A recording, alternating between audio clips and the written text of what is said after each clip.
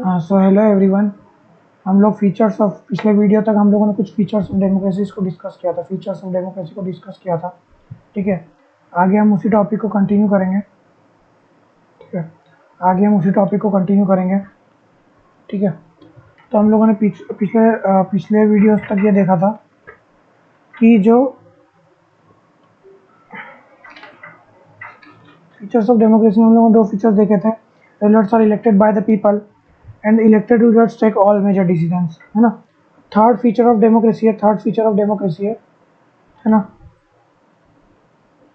Free and fair elections. ये हमारा है थर्ड फीचर ऑफ डेमोक्रेसी। क्या है? फ्री एंड फेयर इलेक्शंस ना। फ्री एंड फेयर इलेक्शन क्या है? हमारा थर्ड फीचर ऑफ डेमोक्रेसी है। ठीक है, थर्ड फीचर ऑफ डेमोक्रेसी हमारा क्या है? Free and fair election. देखो, अब बहुत सारी कंट्रीज में क्या होता है कि इलेक्शंस हो भी रहा है। ठीक है, इलेक्शंस हो भी रहा है, इलेक्टेड लीडर्स ही सरकार चला रहा है। देखो, हम लोगों ने दो फीचर्स ऑफ डेमोक्रेसी क्या पढ़े थे इसके पहले, कि इलेक्टेड लीडर्स ने सरकार चलाना चाहिए और रूलर्स जो इलेक्शंस के थ्रू बनना चाहिए, है ना। लोगों ने इलेक्ट करना चाहिए रूलर्स को। और दूसरी चीज़ देखी थी कि इलेक्टेड रूलर्स ही क्या, रूलर्स ने क्या करना चाहिए, सारी गवर्नमेंट चलानी चाहिए। अब थर्ड में क्या होना चाहिए कि अगर फ्री एंड फेयर इलेक्शंस क्या मतलब होना चाहिए? इलेक्शन में क्या होना चाहिए? ट्रांसपेरेंसी। क्या होना चाहिए? ट्रांसपेरेंसी, जिसको हम लोग क्या बोलते हैं? फ्री एंड फेयर इलेक्शंस कैसे होना चाहिए? ट्रांसपेरेंट होना चाहिए, है ना। अब ट्रांसपेरेंट इलेक्शंस का मतलब क्या होता है कि, चलो मैं पढ़ देता हूँ पहले फिर मैं समझूंगा। The third important feature of democracy is that the elections should be fair enough, है ना। इलेक्शंस क्या होना चाहिए? फेयर इनफ होना चाहिए, फेयर इलेक्शंस होना चाहिए। मतलब बहुत सारी चीज़ें ऐसी इलेक्शंस में हो जाती है कितनी बार, जो क्या होती है, डेमोक्रेसी के लिए बहुत ज़्यादा हार्मफुल होती है। The people of country should always have choice of changing their representatives according to their will. The people of country should always have the choice of changing their representatives according to their will. Democracy should have fair elections in terms of existing representatives, and they should have opponents, and the people should have choice to vote a deserving candidate. तो लोगों के पास क्या होनी चाहिए? Choice होनी चाहिए, है ना। आज अगर कोई गवर्नमेंट पावर है, मतलब आज जैसे हमारी कंट्री में बीजेपी पावर में, तो लोगों के पास पावर होना चाहिए कि वो बीजेपी को क्या करके हटा के कोई और, अगर बीजेपी को लोग पसंद नहीं कर रहे हैं, तो क्या होना चाहिए? तो लोगों के पास पावर होना चाहिए कि वो बीजेपी को हटा दे और कांग्रेस को या फिर किसी और पार्टी को बिठा सके। तो ये क्या है? Free and fair election. देखो, अगर कोई पार्टी पावर में और अगर इलेक्शंस फ्री एंड फेयर नहीं हो रहे हैं, इलेक्शंस अगर ईमानदारी से नहीं हो रहे हैं, तो क्या होगा? वो पार्टी कभी भी पावर से हटेगी नहीं, भले वो कितना भी लोगों के लिए गलत कर रही है, लोग उससे कितना भी नफरत करते, लोग उसको भले ही ना चाहते हो, और वो पार्टी क्या आएगी? पावर से कभी हटेगी ही नहीं, है ना। तो फ्री एंड फेयर इलेक्शंस जब होगी, जब क्या होगा? जब भी फ्री एंड फेयर इलेक्शंस होंगे तो उसका फ़ायदा क्या होगा कि जो लोग हैं, जो कंट्री की जनता है, पब्लिक है, उनको क्या, उनके पास पावर रहेगी कि वो किसी को भी, जो अगर कोई ढंग से काम नहीं कर रहा है या फिर कोई राह भटक चुका है कोई लीडर, तो उसको हटाने की पावर होनी चाहिए। किसके पास? जनता के पास, है ना। दूसरी चीज़ है कि अपोजिशन के जो लीडर है उनको भी बराबर अपॉर्चुनिटीज़ मिलना चाहिए। अपोजिशन के जो लीडर है उनको भी क्या मिलना चाहिए? बराबर अपॉर्चुनिटीज़ मिलना चाहिए। किस चीज़ की? चुनाव लड़ने की। अपोजिशन के लीडर्स को भी क्या मिलना चाहिए? चुनाव लड़ने की बराबर अपॉर्चुनिटी मिलना चाहिए। अब यहाँ पर एक चाइना का एग्जाम्पल है। चाइना एक ऐसी कंट्री है जहाँ पर इलेक्शंस भी होते हैं, है ना। वहाँ पर मल्टी पार्टी सिस्टम में बहुत सारी पार्टीज वहाँ पर चुनाव में खड़ी भी होती है, पर एक ही पार्टी हमेशा चुनाव जीतती है। देखो, कभी भी एक चीज़ याद रखना कि डेमोक्रेसी में कभी भी एक ही पार्टी बहुत लंबे समय तक चुनाव नहीं जीत सकती। कभी भी ये चीज़ याद रखना कि डेमोक्रेसी में कभी भी कोई भी एक पार्टी लंबे समय तक चुनाव नहीं जीत सकती। एग्जाम्पल है कांग्रेस। कांग्रेस एक बहुत लंबे समय तक चुनाव जीतती रही, पर एक टाइम उसका भी आया जब क्या आया, कांग्रेस भी हारी और बीजेपी गवर्नमेंट बनना स्टार्ट हुई हमारी कंट्री में। आज बीजेपी की कितनी भी पॉपुलैरिटी हो, पर एक टाइम जरूर ऐसा आएगा जब क्या होगा, को किसी और पार्टी की या फिर कांग्रेस की पॉपुलैरिटी बढ़ेगी, बीजेपी की पॉपुलैरिटी कम होगी। कभी भी एक चीज़ याद रखना, अगर किसी इलेक्शंस में किसी कंट्री में बार बार एक ही पार्टी की गवर्नमेंट बन रही है, इसका मतलब इलेक्शंस में कुछ भी झोल हो सकता है, इलेक्शन पे कुछ भी घपला हो सकता है, जरूरी नहीं कि हो ही जाएगा पर हो सकता है, चांसेस है। देखो अब यहाँ पर चाइना का एग्जाम्पल है। In China elections are regularly held after every 5 years to elect members of parliament, National People's Congress. It has about 3000 members elected from all over China. Chinese Communist Party and 8 other parties contest the elections, but the government is always formed by the Chinese Communist Party. यहाँ पर China में क्या होता है कि China में हर 5 साल में इलेक्शंस होते हैं मेंबर ऑफ पार्लियामेंट को इलेक्ट करने के लिए, है ना। उसमें जिसको हम लोग क्या बोलते हैं, मेंबर्स ऑफ पार्लियामेंट को हम लोग क्या बोलते हैं, नेशनल पीपल्स कांग्रेस, है ना। It is about 3000 members elected from all over China. इसमें क्या होते हैं, 3000 members पूरे चाइना से इलेक्ट होते हैं, पर हमेशा गवर्नमेंट किसकी बनती है, चाइनीज़ कम्युनिटी पार्टी, है ना। चाइनीज़ कम्युनिटी पार्टी और 8 अदर दूसरी पार्टियों के क्या होते हैं, वहाँ पर चुनाव लड़ते हैं, और गवर्नमेंट हमेशा किसकी बनती है, चाइनीज़ कम्युनिस्ट पार्टी की। इसका मतलब इलेक्शंस में क्या है, घपला हो रहा है, इलेक्शन फ्री एंड फेयर नहीं हो रहे। अगर इलेक्शन फ्री एंड फेयर होते तो कम से कम कुछ मेंबर ऑफ पार्लियामेंट तो दूसरी पार्टी से जीत के आते ही आते हैं। पर चाइना में दिक्कत क्या है कि वहाँ पर हमेशा चाइनीज़ कम्युनिटी पार्टी बार बार गवर्नमेंट बना रही है, दूसरी पार्टीज़ के जो एमएलए जो कैंडिडेट्स है वो चुनाव नहीं जीत पा रहे। इसका मतलब क्या है, इलेक्शन में वहाँ पर घपला हो रहा है, इलेक्शन फ्री एंड फेयर नहीं हो रहा है। फिर यहाँ पर दूसरा एग्जाम्पल है मेक्सिको का। पहला एग्जाम्पल हम लोग ने किसका किया, चाइना का। पार्टी का नाम क्या है, चाइनीज़ कम्युनिस्ट पार्टी। दूसरी पार्टी का नाम क्या है, in Mexico the institutional revolutionary party form the government, है ना। अब यहाँ पर हम लोग दूसरी का नाम पढ़ेंगे, दूसरी कंट्री का एग्जांपल लेंगे, मेक्सिको। किसका एग्जांपल लेंगे हम लोग, मेक्सिको का, है ना। दूसरा हम लोग दूसरी कंट्री का एग्जांपल लेंगे, किसका एग्जांपल लेंगे हम लोग, मेक्सिको का।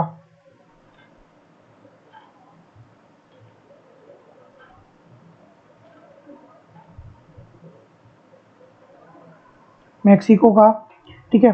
तो मेक्सिको एक कंट्री है, ठीक है।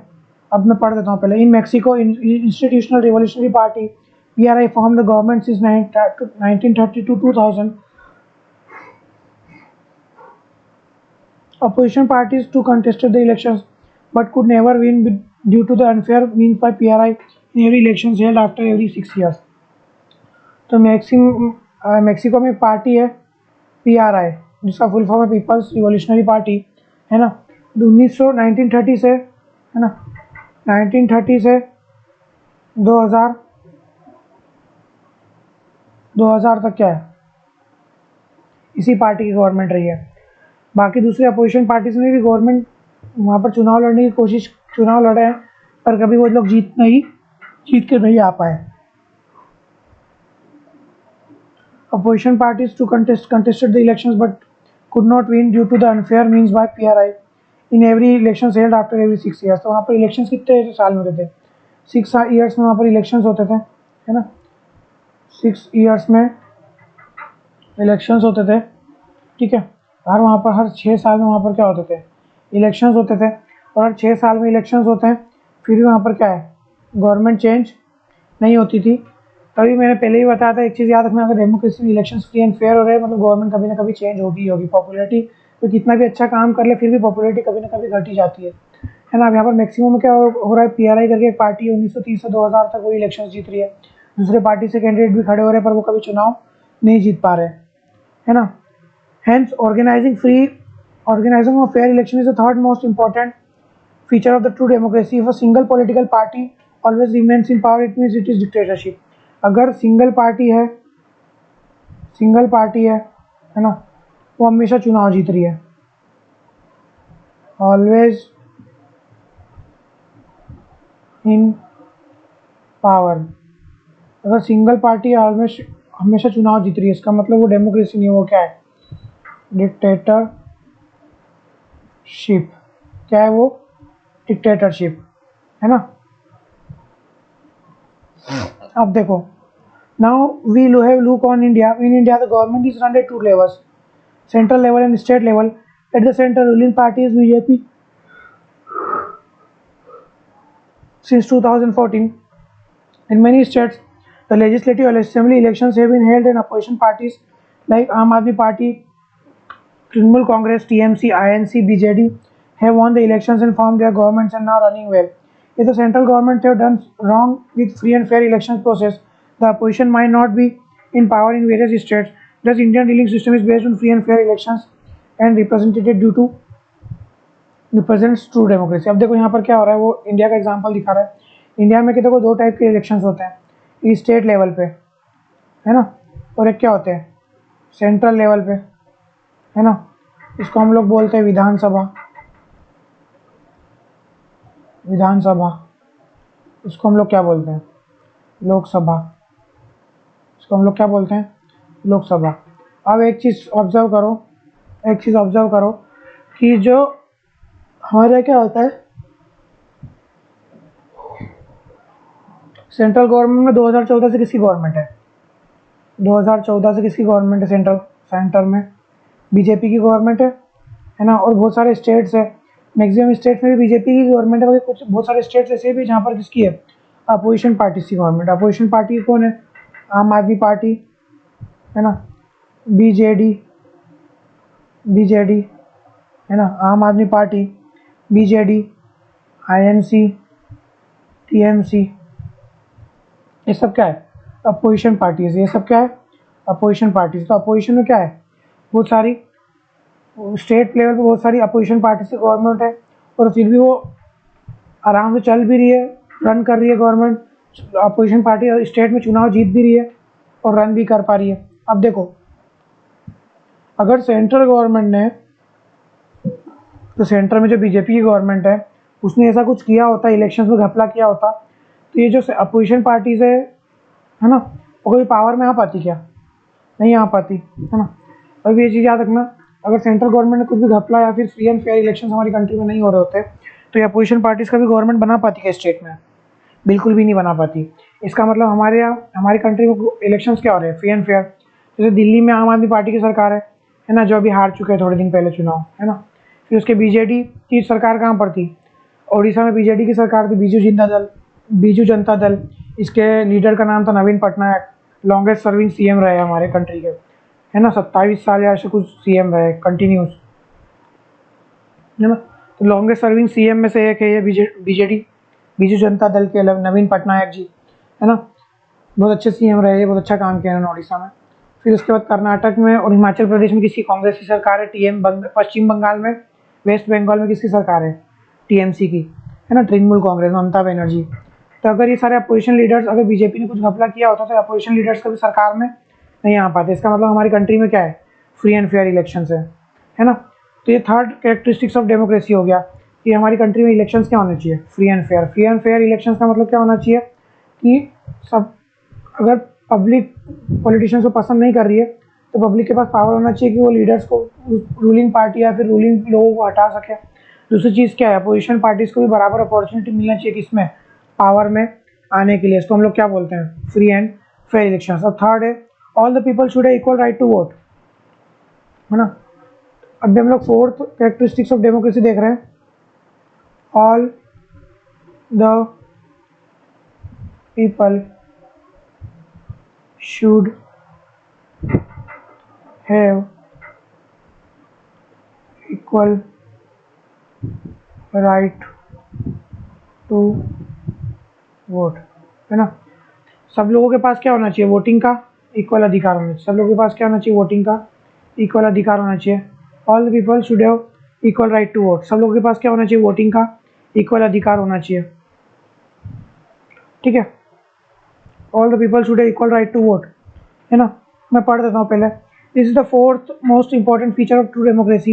If the people of a country do not have equal right to vote, that means that there is no genuine democracy. Every citizen of the country, whether poor or rich, weak or strong, common or specific, man or woman, must have equal right to vote. The principle of universal electoral franchise is adopted by every democracy in the world, so that there is no discrimination on the basis of caste, creed, religion and gender. देखो मेरा vote है ना, मुकेश अंबानी का vote,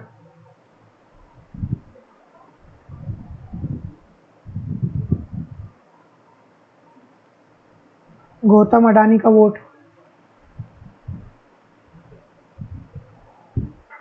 Modi ji का vote.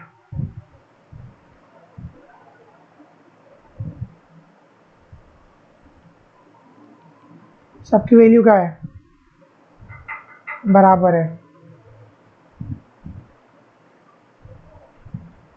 सबकी value का vote का value क्या है, 1। अगर गौतम अडानी भी, गौतम, मैं अगर एक वोट डालूंगा तो उसकी वैल्यू भी क्या है, 1 है। मुकेश अंबानी अगर एक वोट डालेगा तो उसकी वैल्यू भी क्या है, 1 है। गौतम अडानी भी वोट डालेगा तो उसकी वैल्यू भी क्या है, और मोदी जी भी वोट डालेंगे तो उसकी वैल्यू क्या है, 1 है। तो क्या है, यहाँ पर वोटिंग का अधिकार इक्वल है सबके पास। ऐसा नहीं है कि अगर मुकेश अंबानी है उसके पास बहुत पैसा है तो उसके वोट की वैल्यू ज़्यादा हो जाएगी, या फिर गौतम अडानी है उसके उसके वोट की वैल्यू ज़्यादा हो जाएगी, या फिर कोई गरीब इंसान है उसके वोट की वैल्यू कम रहेगी, या फिर मोदी जी है, मोदी जी प्राइम मिनिस्टर है तो उनके वोट की वैल्यू ज़्यादा हो जाएगी, है ना। सबके पास क्या है, हमारी कंट्री में इक्वल वोटिंग अधिकार है ना। हाँ, हमारी कंट्री में क्या है, सबके पास इक्वल वोटिंग अधिकार है, इक्वल वोटिंग अधिकार। हाँ, तो यहाँ पर हम लोग fourth feature of democracy discuss कर रहे हैं, उसमें हम लोग क्या डिस्कस कर रहे हैं, all the people should have equal right to vote. सब लोगों के पास वोटिंग का क्या होना चाहिए, इक्वल अधिकार होना चाहिए। ऐसा नहीं है कि अगर कोई अमीर है तो उसके वोट का अधिकार ज़्यादा है, उसके वोट का वैल्यू, सबके वोट का वैल्यू क्या होना चाहिए, बराबर होना चाहिए, है ना। और दूसरी चीज़ क्या, सबको वोट करने का अधिकार मिलना चाहिए। ऐसा नहीं है कि कोई अमीर है तो उसकी वोट की वैल्यू ज़्यादा है, या फिर कोई गरीब है तो उसकी वोट की वैल्यू कम है। दूसरी चीज़ क्या है, अगर कोई अमीर है तो मान लो उसको वोट करने दे रहे, कोई गरीब है तो उसको वोट ही नहीं करने दे रहे, है ना। तो ये चीज़ हमारे यहाँ नहीं होनी चाहिए। सबके वोट का वैल्यू क्या होना चाहिए, बराबर होना चाहिए, है ना। इसको ही हम लोग बोलते हैं, है ना। अब मैं आपको यूनिवर्सल एडल्ट फ्रेंचाइज का मीनिंग बताऊंगा, है ना। इतना समझ में आया, ठीक है। All the people should have equal right to vote. सब लोगों के पास वोटिंग का क्या होना चाहिए, इक्वल अधिकार होना चाहिए, है ना। कोई अमीर है, कोई गरीब है, कोई भी कास्ट, रिलीजन, है ना। यहाँ पर मैं आगे लिख देता हूँ, no discrimination based on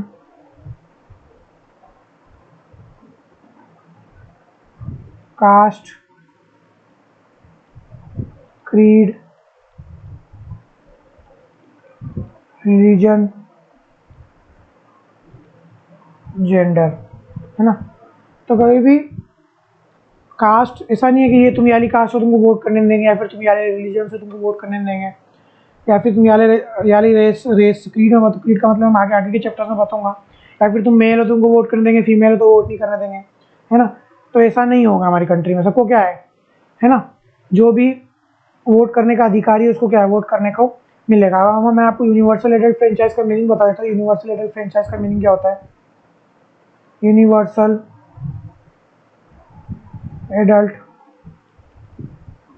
franchise, universal adult franchise का मीनिंग ये होता है कि हमारी कंट्री में जो भी, है ना, जिसकी भी एज, वो कोई भी हो, मेल फीमेल, किसी भी रिलीजन, किसी भी कास्ट, किसी भी जेंडर, किसी भी क्रीड का हो, है ना, उसके पास वोटिंग का क्या है, इक्वल राइट है ना।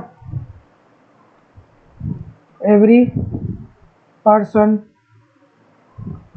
Who is more than 18 years old has right to vote। ऐसा कोई भी इंसान, है ना, ऐसा कोई भी इंसान जो क्या है 18 साल से ज़्यादा उम्र का है, 18 ईयर ओल्ड में भाई वो शॉर्ट में लिखा है 18 year old has right to vote. ऐसा कोई भी इंसान जिसकी उम्र 18 साल से ज़्यादा है उसके पास क्या है, हमारी कंट्री में, है ना, वोट करने का अधिकार हो। अब वो भले कोई भी हो, किसी भी रिलीजन, किसी भी कास्ट, किसी भी जेंडर, कहीं से भी आता हो, उसके पास क्या है, वोट करने का अधिकार है, ठीक है। इसको हम लोग बोलते हैं यूनिवर्सल एडल्ट फ्रेंचाइज। क्या बोलते हैं हम इसको, हम यूनिवर्सल एडल्ट फ्रेंचाइज, ठीक है। इसको हम लोग बोलते हैं universal adult franchise. Universal adult franchise का मीनिंग आया समझ में।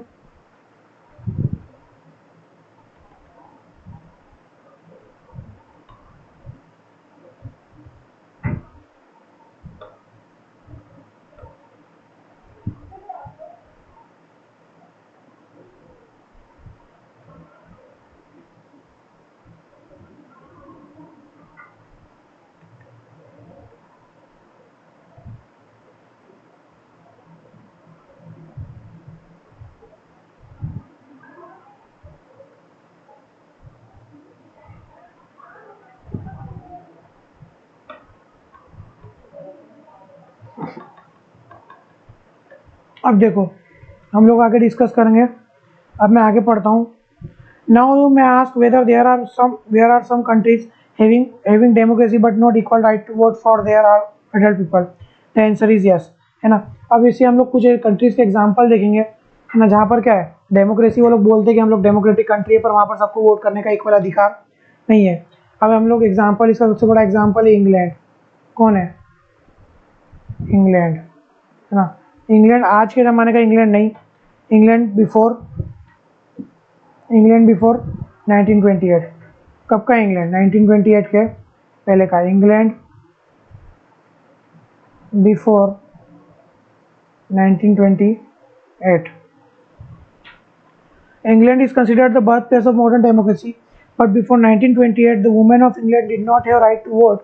Even the poor people below middle class could not vote before 1980। तो इंग्लैंड में क्या होता था 1928 के पहले, है ना, इसके पास वुमेन के पास वोटिंग अधिकार नहीं था।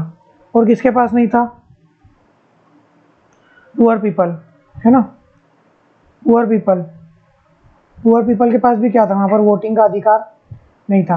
अब देखो, अब वुमेन्स के पास वोटिंग का भी अधिकार नहीं, पुअर पीपल के पास भी वोटिंग का अधिकार नहीं। इसका मतलब ये लोग क्या हो गए? पैसिव सिटीजन्स हो गए। इसका मतलब इन लोगों की चिंता है ही नहीं पॉलिटिशियन को। कोई पॉलिटिशियन इनके बारे में कभी सोचेगा नहीं, ना इनके भले के लिए कभी सोचेगा, इनके लिए कोई योजना निकालेगा, क्योंकि उनको मालूम है कि ये लोग तो वोट करते नहीं, तो इनका वोट तो वैसे भी हम लोगों को मिलने वाला है नहीं, तो इनके लिए हार्डवर्क कौन करेगा, है ना। तो कभी भी क्या होता है कि ये अगर किसी भी कंट्री में सारे सिटीजन्स, है ना, सारे सिटीजन्स को अगर वोट करने का अधिकार नहीं मिल रहा है, इसका मतलब वहाँ पर वो कंट्री, अरे वो बोल रही है कि हम लोग डेमोक्रेटिक कंट्री है, और वो असली में कोई ट्रू डेमोक्रेसी नहीं है। वो लोग क्या है, या तो डिक्टेटर है, या उसको हम लोग डिक्टेटर ही बोलेंगे, वो फेक डेमोक्रेसी। या तो हम लोग उसको डिक्टेटर बोल सकते हैं, या फिर हम लोग उसको क्या बोल सकते हैं, फेक डेमोक्रेसी, है ना। पुअर पीपल्स को वहाँ पर 1918 के पहले वोट करने का अधिकार नहीं था। 1928 के पहले वुमेन्स को वोट करने का अधिकार नहीं था, है ना। पुअर पीपल को 1918 के पहले वोट करने का अधिकार इंग्लैंड में नहीं था। अब देखो, in Fiji the vote of indigenous Fijian has more value than Indian Fijian, hence in the true democracy every citizen is equal right to vote. अब यहाँ पर दूसरा एग्जाम्पल क्या है? फिजी में क्या होता है कि वहाँ पर जो इंडिजिनियस फिजियन पीपल है,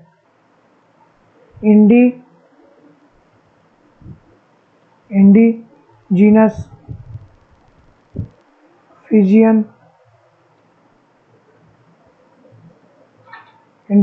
फिजियन पीपल, है ना, इनके पास क्या है, इनके वोट की वैल्यू क्या है? ज़्यादा। किसके कंपैरिजन में? जो वहाँ पर माइग्रेटेड, है ना, इंडिजिनियस जो फिजियन पीपल है, उनके वोट की वैल्यू क्या है? ज़्यादा है कंपैरिजन टू किसके? जो वहाँ पर माइग्रेटेड इंडियन जो फिजियन लोग हैं उनके कंपैरिजन में।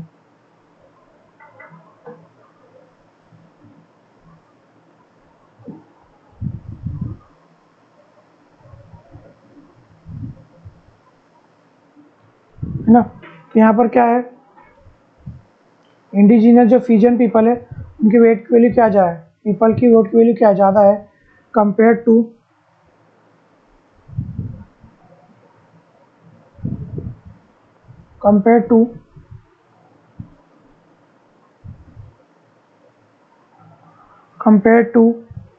जो वहाँ पर माइग्रेटेड, या फिर हम लोग बोल सकते हैं यहाँ पर लिखा हुआ है अलग, दूसरा वर्ड लिखा हुआ है, यहाँ पर कोई वर्ड हम लोग यूज़ करेंगे ना, compare to Indian Fijian people. तो वहाँ पर क्या है, फिजी में क्या है, इंडिजिनियस फिजियन पीपल की वोट की वैल्यू ज़्यादा है कंपैरिजन टू किसके? इंडियन फिजियन पीपल के। फिजियन पीपल के कंपैरिजन में इंडिजिनियस जो फिजियन पीपल है वहाँ के उनका वेट का वैल्यू क्या है? ज़्यादा है ना। हम लोग आगे देखते हैं,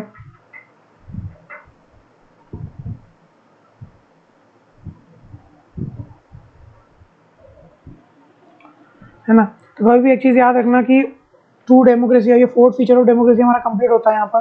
कभी याद रखना कि हम फीचर ऑफ डेमोक्रेसी में याद रखना कि जो वोट की वैल्यू है वो क्या है, सबकी बराबर रहेगी। कंट्री के हर सिटीजन की वोट की वैल्यू बराबर रहेगी, और कंट्री के हर सिटीजन को वोट करने का क्या रहेगा? अधिकार रहेगा। अब फोर्थ चीज़ देखो, फिफ्थ फीचर ऑफ डेमोक्रेसी हम लोग यहाँ पर डिस्कस करेंगे। फिफ्थ फीचर ऑफ डेमोक्रेसी,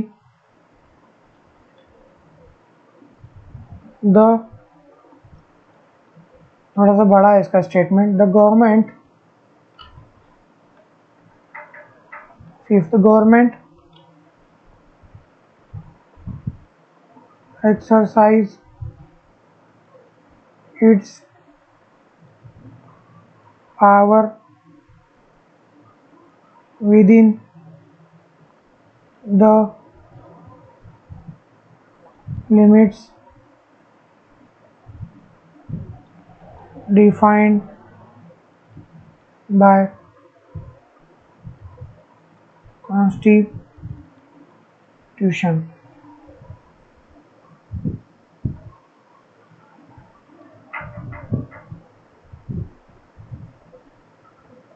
हाँ, तो याद रखना, थोड़ा सा ऊपर निकल गया वो, है ना। देखो अब पूरे वर्ल्ड में ना बहुत सारी कंट्रीज में ऐसा हुआ है। सबसे बड़ा एग्जांपल इस चीज़ का कौन है? हिटलर। कौन है? हिटलर, है ना। होता क्या है कि कभी भी कितनी बार ऐसा होता है कि हम लोग एक बहुत बहुत पावरफुल लीडर निकल के आए, एक बहुत फेमस लीडर होता है ना, जो हमारे ज़मीनों जुड़ा होता है, हमारे बीच का होता है ना। कितनी बार ऐसा होता है कि कोई इंसान जो बहुत फेमस हो जाता है, वो ज़मीन से जुड़ा हुआ हमारे पसंदीदा, हमारा फेमस का लीडर होता है। हम लोग क्या करते हैं, उसको बहुत, जनता उसको क्या करती है, कंट्री की जनता उसको बहुत ज़्यादा पसंद करती है ना। और क्या होता है कि जब हम लोग उस लीडर को इलेक्ट करके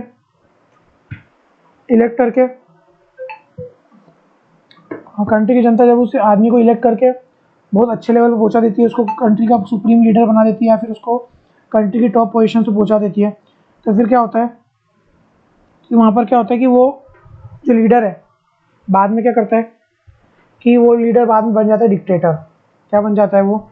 डिक्टेटर। जिस डिक्टेटर को हम लोग हिंदी में क्या बोलते हैं? तानाशाह। डिक्टेटर को हम लोग हिंदी में क्या बोलते हैं? तानाशाह। और फिर वो क्या बन जाता है? डिक्टेटर।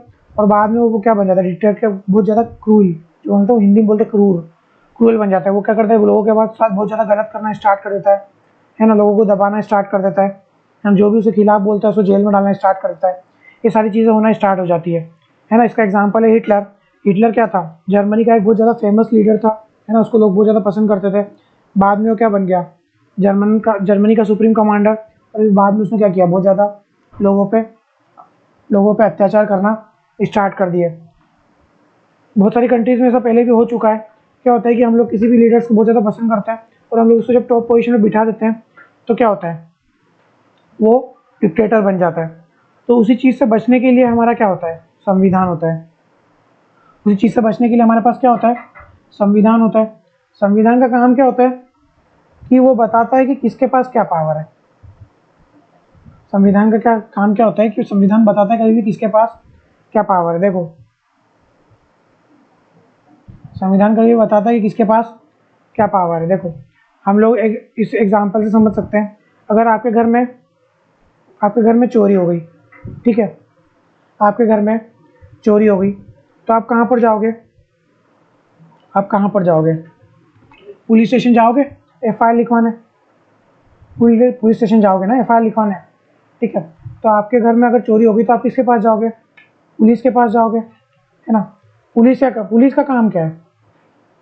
पुलिस का काम क्या है? Catch the thief and present him in court, ठीक है। पुलिस का काम क्या है कि उस चोर को पकड़ना और उसको कोर्ट में पेश कर देना, है ना। फिर उस जो, ठीक है, अब पुलिस का काम हो गया, ठीक है। आपने पुलिस में कंप्लेंट लिखाई, पुलिस ने उस चोर को पकड़ लिया और वहाँ पर उसको कोर्ट में जज के सामने ले गए। अब वहाँ पर जज है, जज का काम क्या है?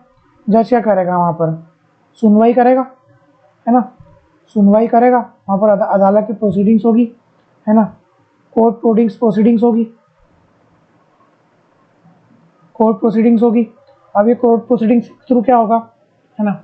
जब ये कोर्ट की प्रोसीडिंग्स होगी, ठीक है, अब कोर्ट की प्रोसीडिंग्स हुई, फिर जज क्या करेगा? उसको अगर उस सच में उसने चोरी की होगी, अगर प्रूव हो जाता है कोर्ट में, तो क्या कोर्ट उसको सजा दे देगा, पनिशमेंट देगा, क्या देगा उसको, पनिशमेंट, है ना। अब हम लोग यहाँ से इसमें हटा देते हैं, ठीक है, सिर्फ इतना यहाँ पर यहाँ क्या लिख देते, डायरेक्ट पनिशमेंट लिख देते तो ज़्यादा बेटर रहेगा आपके लिए, ठीक है। तो कोर्ट उसको क्या देगा, पनिशमेंट देगा, कोर्ट उसको क्या देगा, पनिशमेंट। तो हमेशा एक चीज़ याद रखना, है ना, कि हमारी कंट्री में अब पुलिस का काम क्या है, पुलिस किस हद तक, पुलिस क्या करेगी और जज क्या करेगा, ये कहाँ पर लिखा हुआ है। इनके जो पावर्स है कि पुलिस कहाँ से क्या करती है, पुलिस कैसे काम करेगी, जज कैसे काम करेगा, लॉयर कैसे काम करेगा, एक कलेक्टर या फिर एक एसडीएम किस तरीके से काम करेगा और एक तहसीलदार किस तरीके से काम करेगा, या फिर एक चीफ मिनिस्टर किस तरीके से काम करेगा, एक प्राइम मिनिस्टर किस तरीके से काम करेगा, ये सब चीज़ें कहाँ लिखी हुई है, कॉन्स्टिट्यूशन में। कहाँ लिखी हुई है, कॉन्स्टिट्यूशन में। कॉन्स्टिट्यूशन में क्या है, कॉन्स्टिट्यूशन को हम लोग क्या बोलते हैं, हमारी कंट्री का वो क्या है, रूल बुक है। क्या है, कॉन्स्टिट्यूशन को हम लोग हिंदी में संविधान भी बोलते हैं। तो संविधान हमारा क्या है, हमारी कंट्री का रूल बुक है। जैसे हमारी कंट्री में, हमारे स्कूल में, हमारे कंट्री स्कूल से क्या होता है, कुछ रूल्स एंड रेगुलेशंस, ठीक है। हमारी जो हमारा हम जिस भी स्कूल में पढ़ते हैं उसके रूल, उसके उसके कुछ रूल्स होते हैं, उसका कुछ रूल बुक होता है, ठीक है। अब वो रूल बुक क्या है, अब उन रूल्स को, रूल्स अगर हम लोग रूल बुक बना देंगे, सिर्फ रूल बुक बनाने से लोग रूल्स फॉलो करना स्टार्ट कर देंगे क्या, नहीं करेंगे। रूल्स को फॉलो करवाने का काम किसका है, जैसे हमारे स्कूल का एक रूल्स होते हैं, तो उन रूल्स को फॉलो कौन करवाता है, टीचर्स करवाते हैं। टीचर्स हर चीज़ चेक करते हैं, हमारा यूनिफॉर्म चेक करते हैं कि हम लोगों ने अच्छे से पहना है कि नहीं, या फिर हमारा क्या करते हैं टीचर लोग हम यूनिफॉर्म अच्छे से पहना है कि नहीं, या फिर टीचर लोग क्या करते हैं, है ना, सारी जो चीज़ें वो टीचर्स चेक करते हैं हमारी, है ना, कि हम लोग मस्ती तो नहीं कर रहे हैं, हम लोग कुछ गलत काम तो नहीं कर रहे हैं, है ना। तो उसी चीज़ में हमारा क्या है, कॉन्स्टिट्यूशन का हमारी कंट्री का क्या है, रूल बुक है। अब इस रूल बुक को, इस रूल्स को फॉलो करवाने का काम किसका है, एडमिनिस्ट्रेशन का। किसका है, एडमिनिस्ट्रेशन का, है ना। अब देखो, हमारा फोर्थ फीचर ऑफ डेमोक्रेसी हम लोग डिस्कस कर रहे थे। फोर्थ फीचर ऑफ डेमोक्रेसी में हम लोगों ने क्या देखा, है ना, कि country should be run by law. Simple सा मैं लिख दूं, country should be run by law, है ना। इसको हम लोग बोल सकते हैं रूल ऑफ लॉ। क्या बोल सकते हैं, रूल ऑफ लॉ।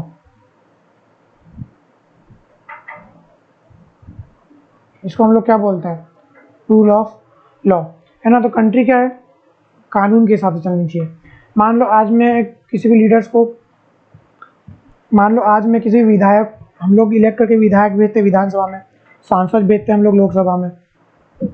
तो अगर वो सांसद या विधायक बन गए या फिर कोई आदमी प्राइम मिनिस्टर बन गया, तो इसका मतलब ये नहीं होता कि वो जो मर्जी हो वो करना स्टार्ट पड़ेगा। उसको उसका काम किसके हिसाब से करना है, लॉ के हिसाब से। किसके हिसाब से करना है, लॉ। और वो लॉ, जो सारे कानून है वो कहाँ पर लिखे हुए हैं, कॉन्स्टिट्यूशन में, है ना। वो सारे कानून कहाँ पर लिखे हुए हैं, कॉन्स्टिट्यूशन में, है ना। तो country should be run by law. इसका मतलब हम लोगों ने किसी भी इलेक्टेड लीडर्स को इलेक्ट कर दिया, उसको हम लोगों ने कोई बड़ी पोजीशन में बिठा दिया, मान लो उसको चीफ मिनिस्टर बना दिया, उसको सांसद बना दिया, विधायक बना दिया, नगर पालिका अध्यक्ष बना दिया, ग्राम का सरपंच, किसी गाँव का सरपंच बना दिया। इसका मतलब ये नहीं है कि वो जो मर्जी हो वो करना स्टार्ट कर देगा, उसकी जो मर्जी हो करना स्टार्ट कर देगा। उसके क्या है, उसके काम करने के कुछ तरीके हैं, कुछ कानून है। वो कानून कहाँ पर लिखे हैं, संविधान में। अगर वो उस कानून के हिसाब से काम नहीं करेगा, है ना, तो उसको क्या हो सकता है, उसके साथ प्रॉब्लम्स भी हो सकती है, उसके पास साथ पुलिस एफआईआर केस वगैरह भी हो सकते हैं, कोर्ट केस भी हो सकता है, और उसकी जो पोजीशन है, उसका पद है, वो भी जा सकता है, ठीक है। तो अब हम लोग मैं पढ़ना स्टार्ट कर रहा हूँ, fifth feature of democracy. The fifth important feature of democracy is the representatives who are elected by peoples abide by the laws, है ना। तो जो हमारे लीडर्स है ना, जो हमारे लीडर्स है जिनको हम लोगों ने इलेक्ट करा है, वो किसके हिसाब से काम करेंगे, कानून के हिसाब से। जो संविधान में रूल्स लिखे हुए उनके हिसाब से वो लोग काम कर सकते हैं।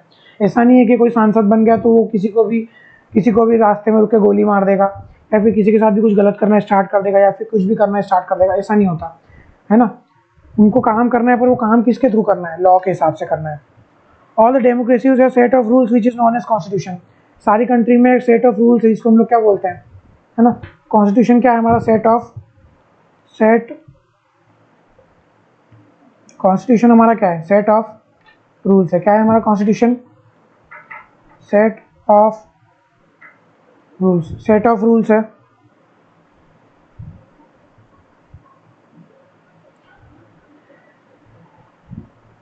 और the democracy is set of rules which is known as constitution. द representatives are bound by this constitution and can be punished violation of any law. Their powers are limited and cannot be autocratic, and like every citizen they are also bound to follow the laws and fulfill their duties as well, है ना. तो जो हमारे representatives है, इसका कोई हमारा विधायक बन गया, सांसद बन गया, चीफ मिनिस्टर बन गया, प्राइम मिनिस्टर बन गया, इसका मतलब ये नहीं है कि वो जो मर्जी है वो करना स्टार्ट कर देगा, है ना. उसको अपना काम किसके हिसाब से करना है, कॉन्स्टिट्यूशन के हिसाब से, जो कॉन्स्टिट्यूशन में जो कानून लिखे हुए उसके हिसाब से करना है. ऐसा नहीं है कि उसकी जो मर्जी हो वो स्टार्ट कर देगा. इसको हम लोग बोलते हैं ऑटोक्रेटिक. ऑटोक्रेटिक मतलब होता है कि एक तरीके से जो मर्जी हो वो कर रहा है, किसी से कुछ पूछ नहीं रहा है ना. हर चीज़ का कानून हमारी किताबों में लिखा हुआ है ना, हमारी किताबों में हर तरह का कानून लिखा हुआ है. हमारा जो कॉन्स्टिट्यूशन है, सॉरी, उसमें हर तरह का कानून लिखा हुआ है. उस कानून के हिसाब से उसको क्या करना है. और जो सेट ऑफ रूल्स हमारे ऊपर अप्लाई होते हैं, कि हमारे ऊपर जो पनिशमेंट्स अप्लाई होती है, हम लोग अगर किसी के साथ फ्रॉड करें, गलत करें, चोरी करें या फिर कुछ भी ऐसा क्राइम करें, तो जो कानून हमारे ऊपर अप्लाई होते हैं वो क्या है, उनके ऊपर भी अप्लाई होता है. ऐसा नहीं है कि वो अगर प्राइम कुछ अच्छे पद पे पहुंच गए, चीफ मिनिस्टर, विधायक वगैरह बन गए, तो वो लोग कुछ भी कर सकते हैं, है ना. अगर हमारे ऊपर सारे कानून अप्लाई होते हैं तो उनके ऊपर भी सारे कानून अप्लाई होते हैं. तो हम लोग एक कंट्री का एग्जाम्पल पढ़ेंगे जिसका नाम है जिम्बाब्वे. क्या नाम है उस कंट्री का? जिम्बाब्वे, है ना. जिम्बाब्वे एक कंट्री है, ठीक है. इसका हम लोग नाम पढ़ेंगे, मैं पढ़ देता हूँ पहले. In 1980, Zimbabwe gained independence from white minority rule. Since its independence, the country has been ruled by ZANU-PF, the party that led the freedom struggle. Its leader, Robert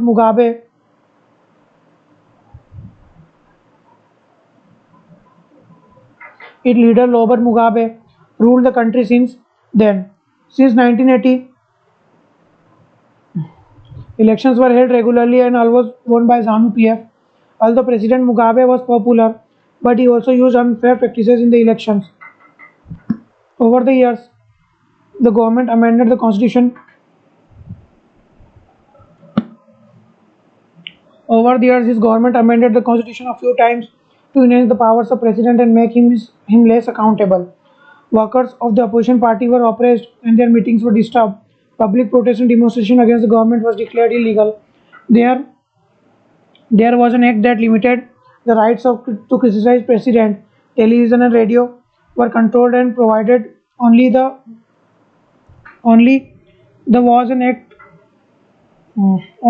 ruling party version. There were independent newspapers, but the government persecuted the journalists who went against it. The government ignored the court verdicts that went against it. At last, the president was forced out of the office in 2017. अब क्या होता है कि 1980 में Zimbabwe को independence मिलती है किससे, है ना, वाइट मेजोरिटी से. किससे इंडिपेंडेंस मिलती है? वाइट मेजोरिटी से. अब वहाँ पर क्या होता है कि वहाँ पर एक पार्टी का नाम था जिसका नाम था ZANU-PF. क्या नाम था उस पार्टी का? नाम ZANU-PF. याद रखना, ये कोई पर्सन का नाम नहीं है, पार्टी का नाम है ना. क्या नाम है वहाँ का? ना पार्टी का नाम ZANU-PF. ये पार्टी का नाम है वहाँ पर जिम्बाब्वे की. अब ये पर क्या इसी पार्टी ने किसको लीड किया था? Freedom struggle. किसको लीड किया था? Freedom struggle. अब इसका जो लीडर था उसका नाम था रॉबर्ट मुगाबे. क्या नाम था उस लीडर का? नाम रॉबर्ट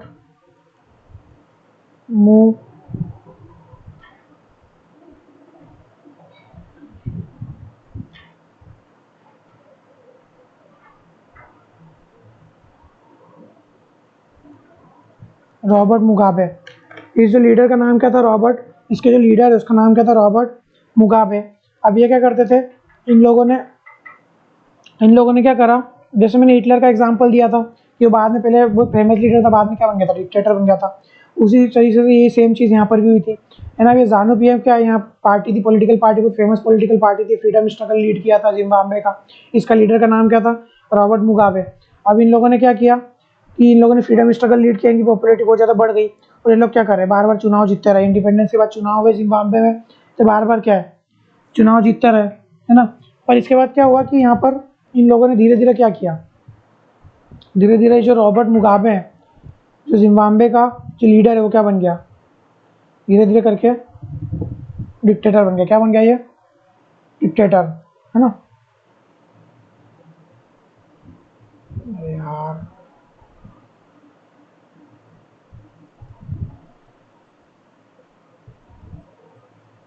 जो रॉबर्ट मुगाबे है ये बाद में क्या बन गया, डिक्टेटर। क्या बन गया ये, dictator.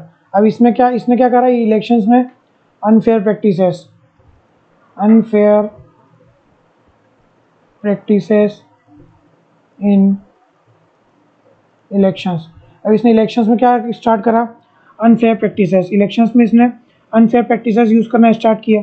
Over the years this government amended the constitution a few more times to enhance the powers of president, है ना। अब इन्होंने क्या करा, इलेक्शंस कॉन्स्टिट्यूशन को अमेंडमेंट करना स्टार्ट कर दिए, है ना। जिससे क्या हो, जो लीडिंग पार्टी है, जो जानू पीएफ की लीडिंग पार्टी है, उसका क्या है, पॉलिटिकल पावर बढ़ जाए।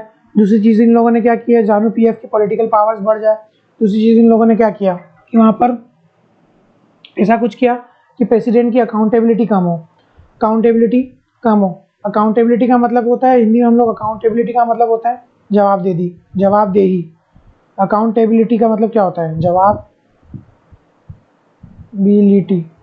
इसको हम लोग क्या बोलते हैं, जवाबदेही, है ना। थोड़ा सा मैंने अजीब सा लिख दिया कि मेरा हिंदी थोड़ा कमज़ोर है, ठीक है। अकाउंटेबिलिटी का मतलब क्या होता है, जवाबदेही, है ना। अकाउंटेबिलिटी का मतलब होता है जवाबदेही, है ना। तो ये अकाउंटेबिलिटी है। तो है ना, इसने ऐसा कुछ मतलब इसने ऐसे कुछ कॉन्स्टिट्यूशन में अमेंडमेंट करे जिसके कारण जनता को क्या है, इसको पब्लिक को जवाब ना देना पड़े कि ये जो मर्जी वो करता रहे, और पब्लिक को उसको जवाब ना देने पड़े। इसका हम लोग क्या बोलते हैं, है ना, डिक्टेटर बन गया था ये, ठीक है। इसने अनफेयर प्रैक्टिस इलेक्शंस को ऐसे मैनिपुलेट करके अपने आप को अपने पक्ष में इलेक्शंस को करना स्टार्ट किया। दूसरी चीज़ क्या है, इसने अब ऐसे कुछ कॉन्स्टिट्यूशन में अमेंडमेंट लाया जिसके कारण इनकी जवाबदेही क्या हो गई, कम हो गई। इसको लोगों को जवाब देना बंद करना पड़ा। फिर धीरे धीरे यहाँ पर क्या हुआ, है ना, धीरे धीरे यहाँ पर क्या हुआ, देखो हम लोग आगे बढ़ते हैं, है ना। जो अपोजिशन पार्टी के वर्कर्स थे उसको इन्होंने ऑपरेस करना स्टार्ट किया। ऑपरेस करना मतलब उनको झूठे केस में फंसाना, जो भी गवर्नमेंट के खिलाफ बोले उसको झूठे केस में फंसा देना, उसको जेल में डलवा देना। ये सब चीज़ें होना स्टार्ट हो गई थी वहाँ पर, है ना। गवर्नमेंट के खिलाफ कुछ भी इलीगल, कुछ भी प्रोटेस्ट करना, कुछ भी बोलना क्या हो गया था, इलीगल हो गया था, ठीक है ना। अगर there was an act that limited the right to criticise the president, है ना, वो एक एक्ट लेके आया जो इस चीज़ एक्ट में ऐसा प्रावधान था कि कोई भी प्रेसिडेंट क्या कर रहा है उसको क्रिटिसाइज नहीं कर सकता है। जैसे आज हम लोग हमारी कंट्री में क्या है, मोदी जी वगैरह या फिर कोई भी गवर्नमेंट, हमारे स्टेट का सीएम कुछ भी गलत करता है तो हम लोग क्या करते हैं, उसके खिलाफ खुल्लम खुल्ला बोलते हैं। हमको कोई जेल में नहीं डालता उस चीज़ के लिए, भले सोशल मीडिया हो, है ना, खुल्लम खुल्ला गवर्नमेंट के खिलाफ बोलती हो, कोई इसके लिए हम लोगों को जेल में नहीं डालता। पर यहाँ पर इसने क्या किया, है ना, इसने एक एक्ट लिया जिसमें गवर्नमेंट के खिलाफ कोई नहीं बोल सकता। अगर कोई गवर्नमेंट के खिलाफ बोलेगा तो हम लोग उसको कहाँ डाल देंगे, जेल में डाल देंगे, ठीक है। टेलीविजन और radio were controlled and provided only the ruling party version, है ना। टेलीविजन और रेडियो को कंट्रोल करके रखना स्टार्ट कर दिया गवर्नमेंट ने। और क्या बोला उनको लोगों को कि तुम लोग क्या करो, सिर्फ रूलिंग पार्टी की तारीफ करो, है ना, गवर्नमेंट की तारीफ करो, रूलिंग पार्टी की तारीफ करो, है ना। There were independent newspapers but the government prosecuted the journalist who went against it, है ना। बहुत सारे इंडिपेंडेंट न्यूज़पेपर्स भी थे, है ना। There were independent newspapers but the government prosecutors the journalist who went against it. जो भी जर्नलिस्ट या फिर मीडिया हाउस गवर्नमेंट के खिलाफ जाता था उसके पास क्या हो जाती, गवर्नमेंट उनको परेशान करना स्टार्ट कर देना, उनको झूठे केस में फंसा देना, उनको जेल में डाल देना, ये सब चीज़ें होती थी। At last president was forced out of the office in 2017। At last में क्या हुआ, प्रेसिडेंट को अपनी सत्ता छोड़नी पड़ी। कब, 2017 में प्रेसिडेंट को, है, लोगों ने प्रोटेस्ट किया, बहुत सारी चीज़ें हुई होगी वहाँ पर। इसके कारण क्या है, प्रेसिडेंट को अपनी पावर छोड़ना पड़ी। कब, 2017 में, है ना। Hence, in a true democracy, the government elected by the people through the fair elections uses its powers according to laws assigned by the Constitution and respects the rights of the people, irrespective of their faith, social, political interest and groups, है ना। तो अगर किसी भी government में अगर, है ना, किसी भी गवर्नमेंट में अगर गवर्नमेंट कभी कभी भी अगर इलीगली मतलब इस तरीके से रन कर रही है जो क्या है, लॉ के हिसाब से रन नहीं कर रही है ना, गवर्नमेंट क्या बन रही है, तानाशाह बन रही है, तो वहाँ पर हम लोग उसको ट्रू डेमोक्रेसी नहीं बोलेंगे, ठीक है। अब यहाँ पर 6th फीचर ऑफ डेमोक्रेसी है, ठीक है। हम लोग 6th फीचर ऑफ डेमोक्रेसी देख लेते हैं, है ना। 6th feature of democracy, Sixth feature of democracy, presence of independent judiciary. Presence of independent judiciary, है ना. Presence of independent judiciary, ये हमारा क्या सिक्स फीचर ऑफ डेमोक्रेसी है. Presence of independent judiciary. No country can be called truly democratic if it does not have independent judiciary that could ensure the right of the people and monitor the actions of the government. ऐसी कोई भी country can be called a truly democratic country if it does not have an independent judiciary that could ensure the rights of people and monitor the actions of the government, है ना. देखो, अगर हमारे साथ कुछ गलत हो रहा है, ठीक है, अगर मान लो कि हमारे साथ कुछ गलत हो रहा है, अगर हम कुछ गलत काम कर रहे हैं तो देखने के लिए कौन है? पुलिस है, ठीक है. अगर हम लोग पब्लिक में कुछ फ्रॉड हो रहा है, चोरियाँ हो रही है, फिर कुछ भी क्राइम हो रहा है तो देखने के लिए कौन है? पुलिस है. अगर पुलिस क्या है? गवर्नमेंट का हिस्सा है ना, एडमिनिस्ट्रेशन है. पर अगर गवर्नमेंट ही कुछ गलत करना स्टार्ट कर दे, अगर मान लो कि गवर्नमेंट ही कुछ गलत करना स्टार्ट कर दे, गवर्नमेंट ही ऐसे कुछ डिसीजन लेना स्टार्ट कर दे जो क्या है मोरली और एथिकली क्या है इलीगल और गलत हो, तो उसका ध्यान कौन रखेगा? गवर्नमेंट के ऊपर तो कोई होता नहीं है ना. अगर कोई पब्लिक में कोई इंसान कुछ गलत कर रहा है तो उसको देखने के लिए गवर्नमेंट है, और गवर्नमेंट ही अगर गलत करना स्टार्ट करे तो उसको देखने के लिए कौन है? उसको देखने के लिए जुडिशरी. कौन है उसको देखने के लिए? जुडिशरी, है ना. जुडिशरी किसका ध्यान रखती है? जुडिशरी, सबसे पहली बात तो जुडिशरी का काम ये होता है कि वो पब्लिक के केसेस भी देखती है इंडिया में, और साथ ही साथ क्या करती है? गवर्नमेंट पे भी नज़र भी रखती है. जुडिशरी का काम, सबसे बड़ा काम क्या है? मैं लिख देता हूँ हिंदी में, गवर्नमेंट पर नज़र रखना. जुडिशरी का काम क्या है? गवर्नमेंट पर नज़र रखना, है ना. जुडिशरी का काम क्या है इंडिया में? गवर्नमेंट पर. दूसरा काम तो है यही, पर ये एक इम्पॉर्टेंट काम है जुडिशरी का, क्या? कि गवर्नमेंट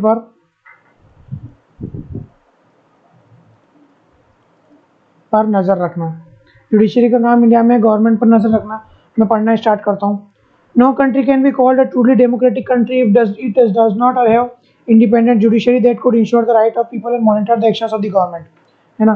तो ऐसी कोई भी कंट्री को हम लोग डेमोक्रेटिक कंट्री नहीं बोल सकते हैं, या फिर नहीं बोलेंगे जहाँ पर क्या है? जुडिशरी क्या है? इंडिपेंडेंट ना हो, है ना. जुडिशरी क्या है? इंडिपेंडेंट ना हो.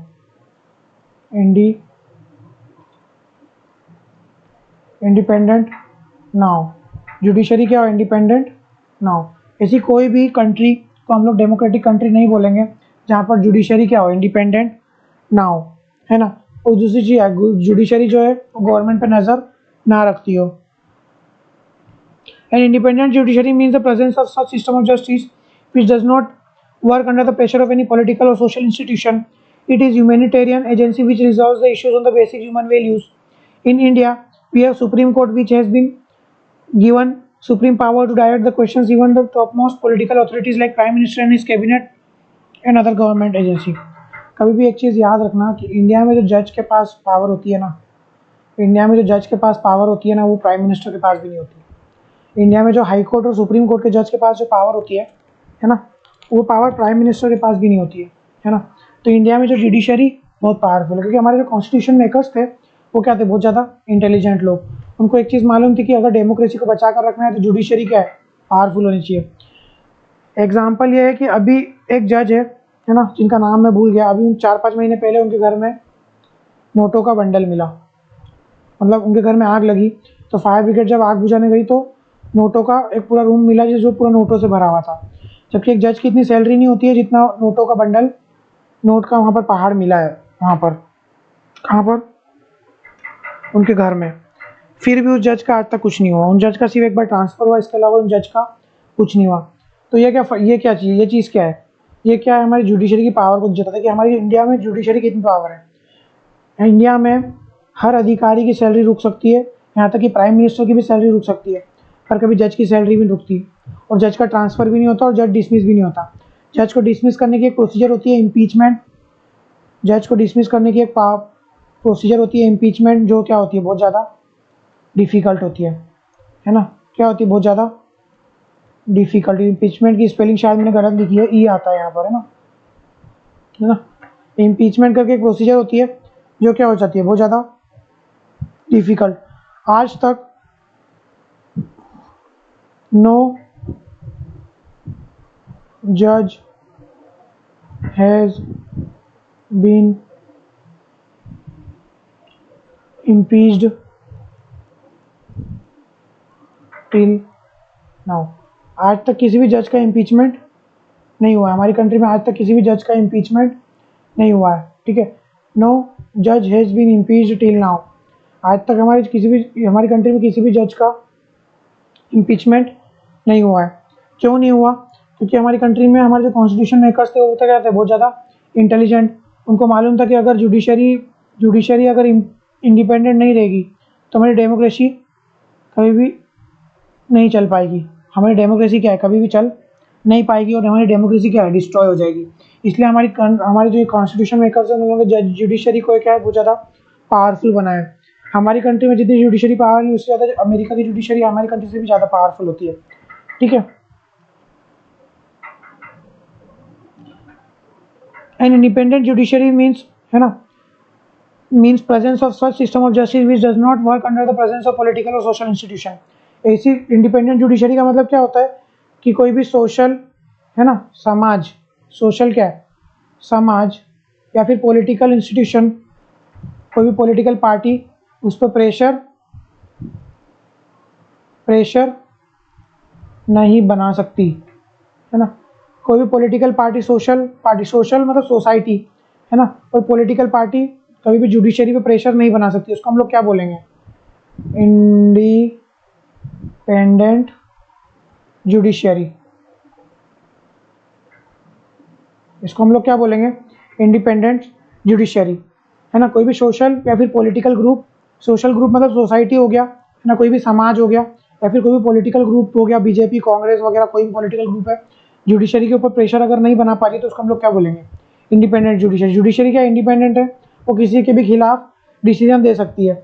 जैसे आपने अभी एक चीज़ ऑब्जर्व की होगी, अभी एक बड़ा मुद्दा चल रहा है, इसके पहले 6-7 साल पहले एक मुद्दा आया था, वो भी इसके ऊपर मैं डिस्कस करूँगा, है ना। अभी एक बड़ा मुद्दा चल रहा है,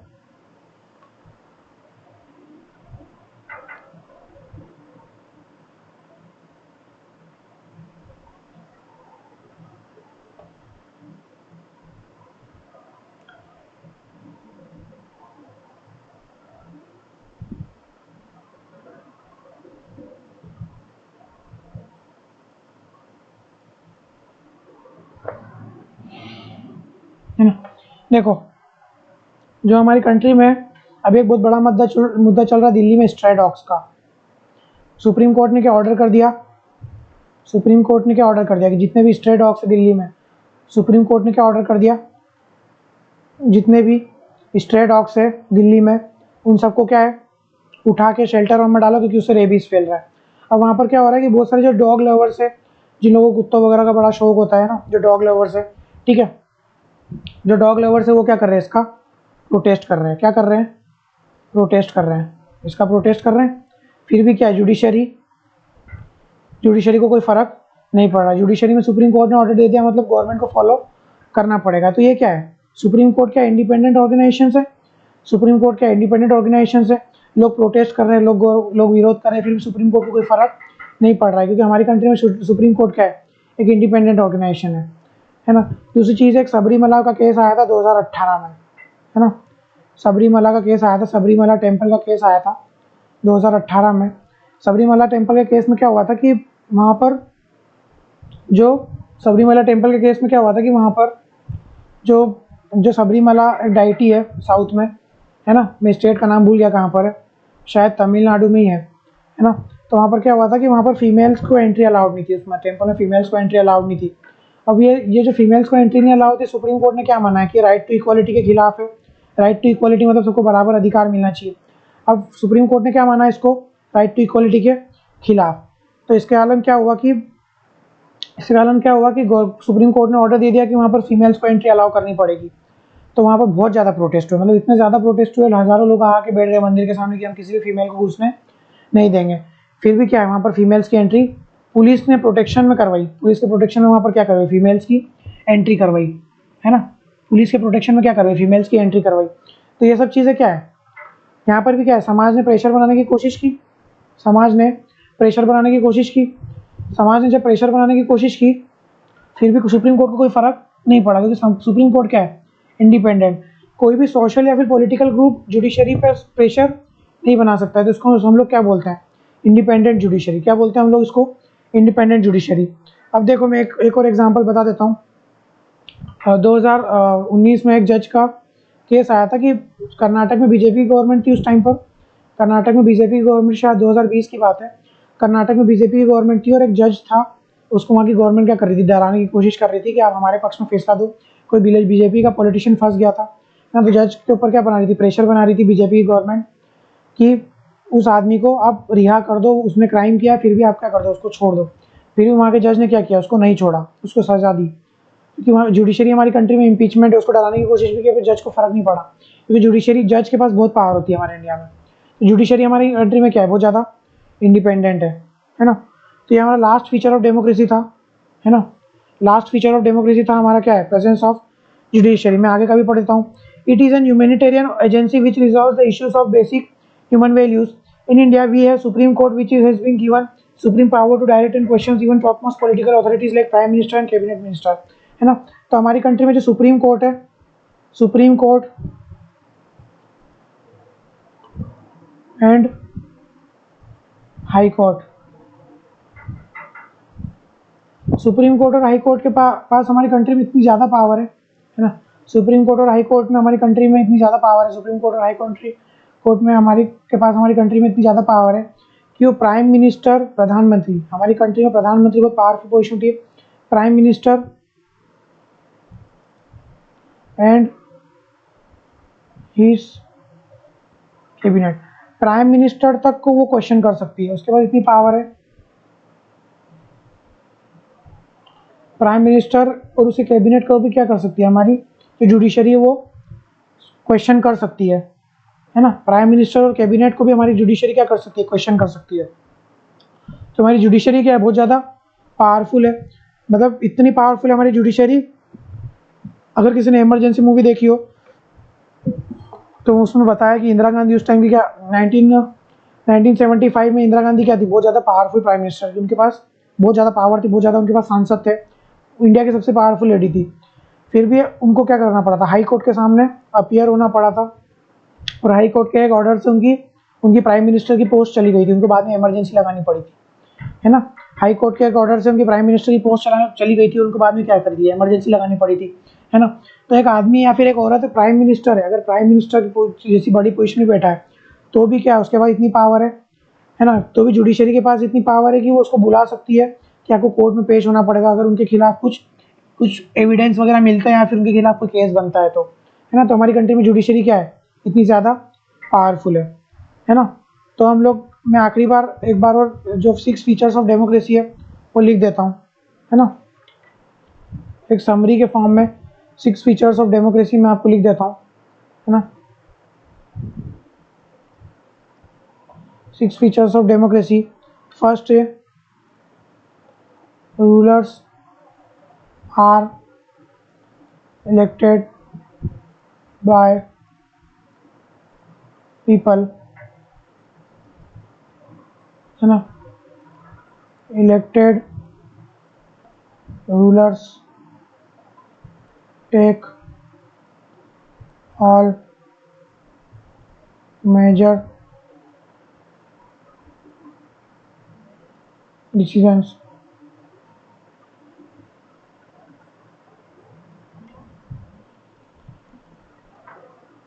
third, free and fair elections. Four, all the people have equal right to vote.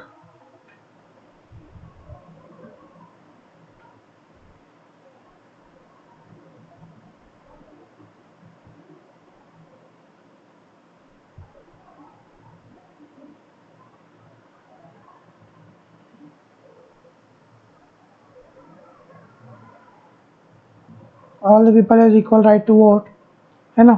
फिर देखो rule of law, rule of law and respect for rights, presence of independent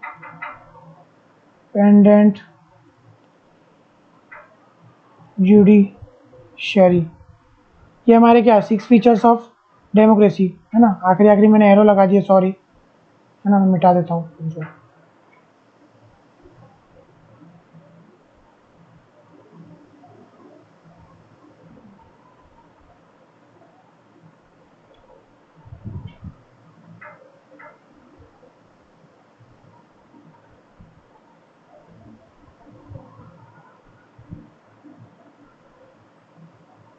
ये हमारे 6 फीचर्स ऑफ डेमोक्रेसी है।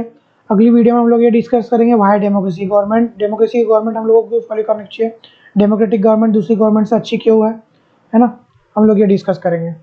सो bye, thank you and bye.